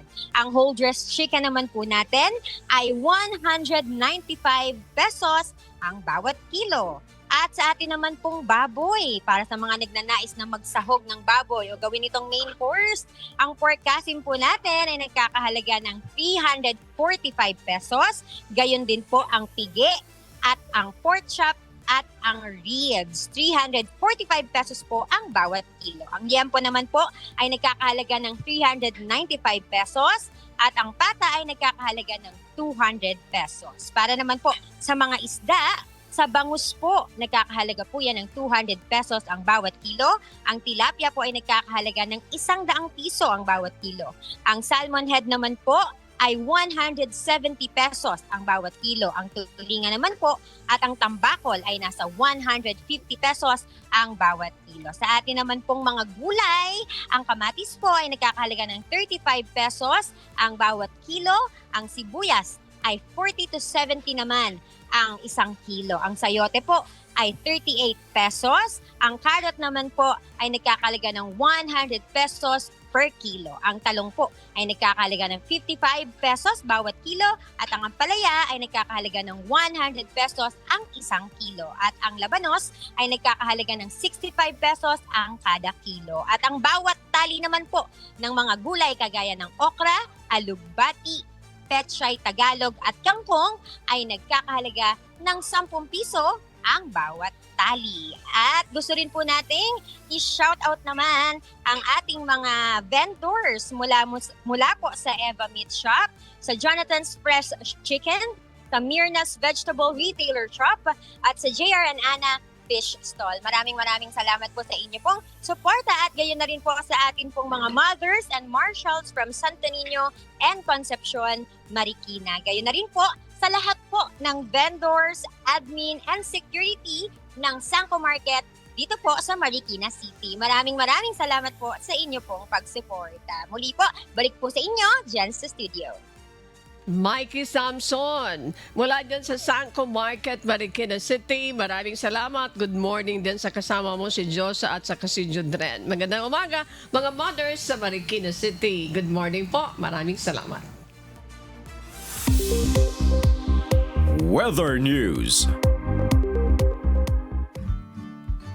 Alamin ang magiging lagay ng panahon sa iba't ibang bahagi ng bansa ngayong araw ng Miyerkules, April 29. Panoorin po natin ang update mula sa Pag-asa Weather Forecasting Center.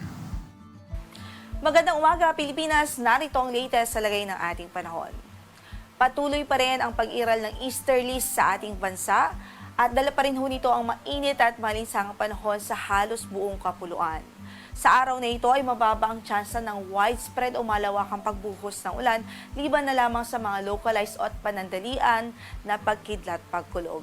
Sa kasalukuyan, wala rin ho tayong minomonitor na low pressure area sa loob ng ating area of responsibility, and at least in the next 2 to 3 days, wala tayong inaasahan na papasok sa ating PAR. Sa pagtayo ng ating panahon sa araw na ito, patuloy pa rin ang bahagyang maulap hanggang sa maulap na papawirin sa Metro Manila at natitirang bahagi pa po ng Luzon. So sa umaga hanggang tanghali, generally fair weather ang mararanasan sa malaking bahagi ng Luzon. At pagdating naman ng hapon at gabi ay may chance ho tayo ng mga localized thunderstorms. Mga panandalian lamang ho na pagbuhos ng ulan, especially ho dito sa eastern section ng bansa at sa southern Luzon. Samantala, para sa pagtayo ng ating temperatura sa Metro Manila, 26 to 35 ang inaasahang magiging agwat.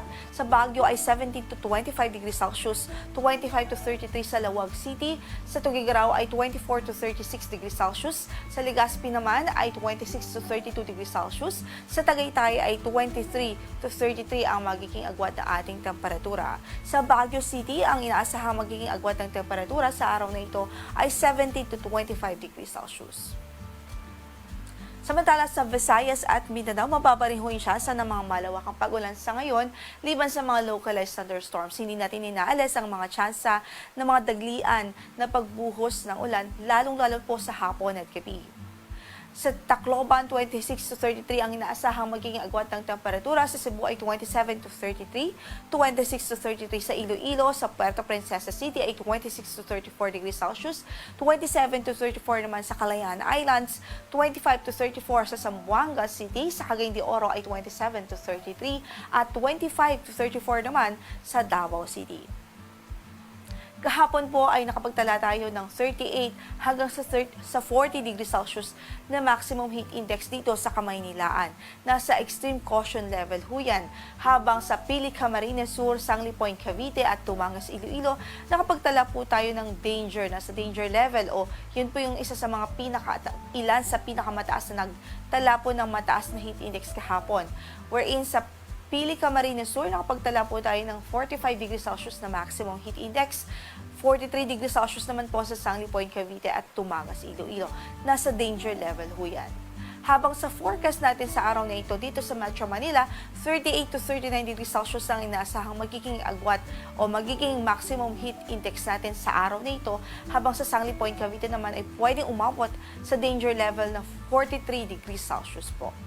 So, ibig sabihin patuloy natin iingat ang ating mga kababayan hanggat maaari po iwasan muna ang direct exposure sa sunlight, especially po sa katanghalian at early afternoon, at maging hydrated po tayo at iwasan muna ang mga rigid activities na maaari pong magdulot ng mga heat stress, heat cramps, or even heat strokes. At sa ngayon, wala po tayong gale warning na nakataas sa namang bahagi ng ating mga baybaying dagat, panayad hanggang sa katamtaman ang magiging pag-alo ng kondisyon ng ating karagatan. Ang sunrise po natin for today is 5:35 in the morning at lulubog ang araw mamaya sa ganap na alas 6:13 ng gabi. At napanood po natin ang update mula kay Pag-asa Weather Specialist Lori Dean Galicia. Tandaan, sa bawat araw na ating nasisilayan, tayo magpasalamat sa Diyos na may lalang. Health News. Hindi sapat ang simpleng konsultasyon lang, kundi mahalaga ring makita ang malalim na dahilan ng nararamdamang sintomas sa katawan kapag may sakit. Itong nais matugunan ng isang kasunduan na nilagdaan ng BMPI UNTV at St. Servatius Healthcare Services Laboratory and Medical Clinic. May umahataw na balita si Kichi Cipriano.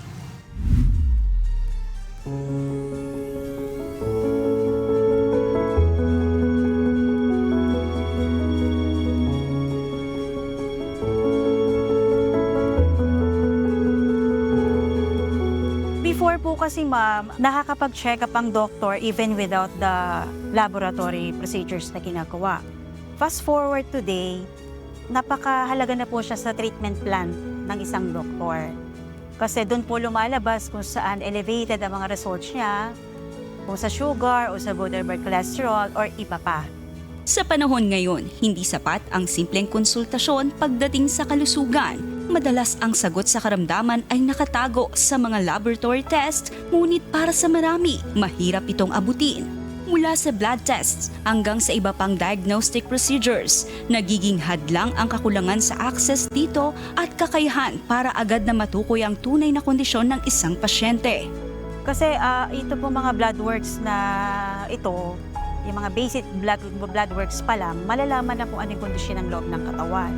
Pag binaliwala po ito, katulad po ng blood sugar, pag binaliwala po ito at talagang dire-diretso ang taas, na hindi binibigyan ng pansin ng isang pasyente, pwede po itong magkaroon ng later on, ito pong tinatawag nating complications. And that complication, pwede pong tumama sa kidney, sa mga nerves natin, stroke, at yung mata natin pwede rin po na magkaproblema. Kaya naman, isang makabuluhang hakbang ang isinagawa ng BMPI-UNTV sa pamamagitan ng isang kasunduan sa St. Servatius Healthcare Services Laboratory and Medical Clinic na naglalayong palawakin ang serbisyong medikal, lalo na sa mga isinasagawang medical mission ng UNTV, katuwang ang MCGI sa bahagi ng probinsya ng Rizal. Nung time po na pinadalan ako na kami ng email, na kung pwedeng mag-partner sa UNTV, agad po kaming pumayag kasi matagal na po namin siyang ginagawa. Yung makipag-partner sa iba-ibang organization, churches, religious, o NGOs. Talagang part po siya ng aming advocacy. Sa ilalim ng kasunduan, magbibigay ng assistance ang St. Servatius Healthcare Services Laboratory and Medical Clinic gaya ng laboratory tests na mahalagang hakbang upang masilip ang tunay na kalagayan ng kalusugan ng bawat pasyente at matiyak ang nararapat na lunas ayon sa tamang diagnosis. Mahalaga ito upang maiwasan ang paglala ng sakit. Message po na ito ay pasasalamat ko po sa UNTV dahil sa dinami-dami, kami po yung napili yung partner, mag-provide kami ng free services, parang tulong na rin sa ating mga kababayan. Dito lang po kami, ang St. Servatius Healthcare Services po ay matatagpuan nyo sa mismong town ng Binangonan. Ang landmark po namin is Mercury Drug, beside Mercury Drug po, at ang aming contact number is 0917-1024-624 or 0917-316-0585 or sa amin po mga social media FB page, makikita rin po nyo kami. Pinatutunayan din ng kolaborasyong ito ang layunin na patuloy na itinataguyod ng BMPI-UNTV na maghatid ng makabuluhang serbisyo publiko sa pamamagitan ng konkretong aksyon at pakikipagtulungan. Paalala ng mga eksperto sa publiko, ang kalusugan ay hindi lamang inaalagaan kapag may nararamdaman. Mahalaga ang regular na pagpapasuri, lalo na ang mga laboratory tests upang masigurong ligtas at maayos ang ating pangangatawan. St. Servatius Healthcare and Trust.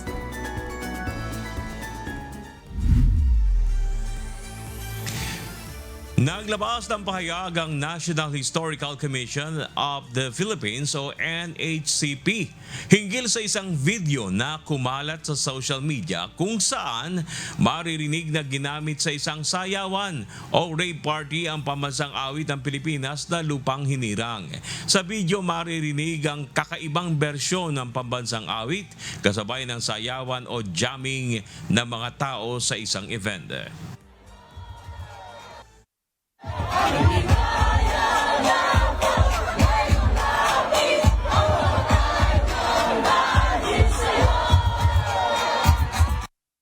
Sa pahayag ng NHCP, sinabi dito na hindi pa nila tukoy kung saan ang tiyak na pinagmulaan ng nasabing video.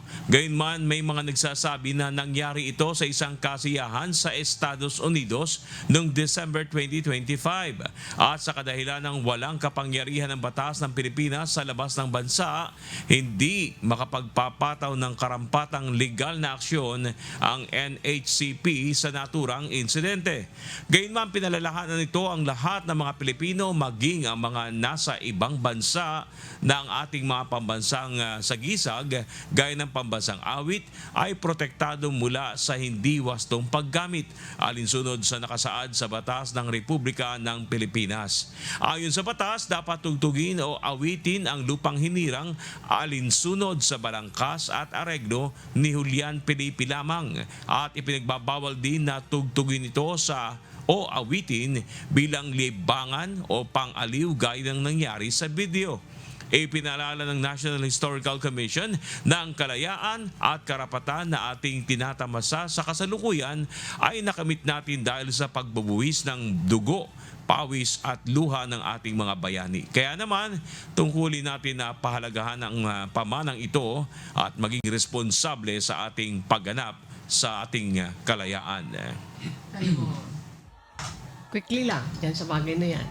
Bawal po talaga yun. Bawal ng batas na, kumbaga, tinuturing yun na isang pambabastos sa isang sagisag ng isang bansa gaya ng awit. Even yung sa mahigpit ang batas sa paggamit ng Philippine flag. Okay, speaking of the batas, ano bang klaseng batas?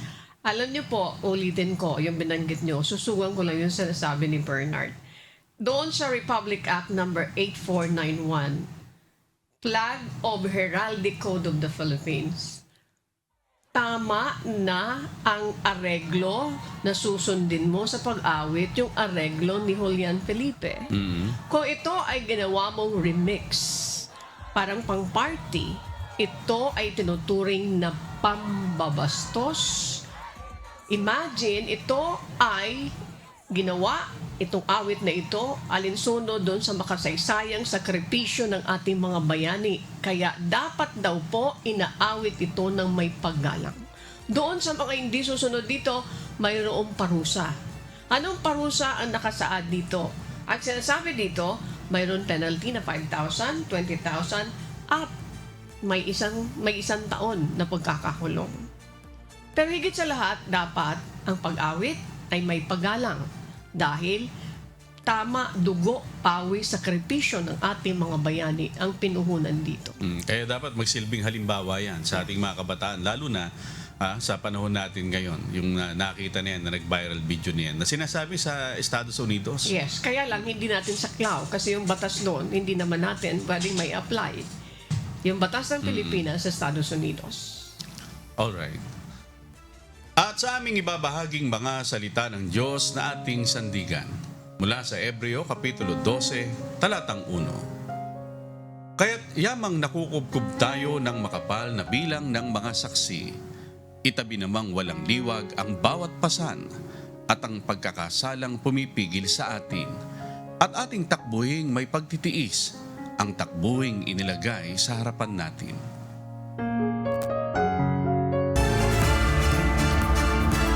Yan po ang mga umahataw na balita ngayong umaga ng Miyerkules, ika-29 sa buwan ng Abril 2026. Ako po inyong amigo, Sherwin Kulubong. Sa ngalan ng lahat ng bubuo ng UNTV News and Rescue, UNTV Radio La Verdad, 13:50 at ng ating mga correspondent mula sa Pilipinas at sa iba't ibang panig ng mundo. Ako naman, si Bernard Datis. Wala na bati. Yung ang ating ipi. Thank you. Maraming salamat. Salamat po sa 2 oras niyo pagtutok sa ating balitaan ngayong umaga. Muli niyo po kaming samahan bukas para sa mga umahataw na balita. Ako naman po si Annie Rentoy. At dito sa UNTV at UNTV Radio La Verdad 1350, Diyos ang aming sandigan. Serbisyo publiko ang aming pinahalagahan. Stand by po. Susunod na ang Good Morning, Kuya. Salamat po sa Diyos at magandang umaga.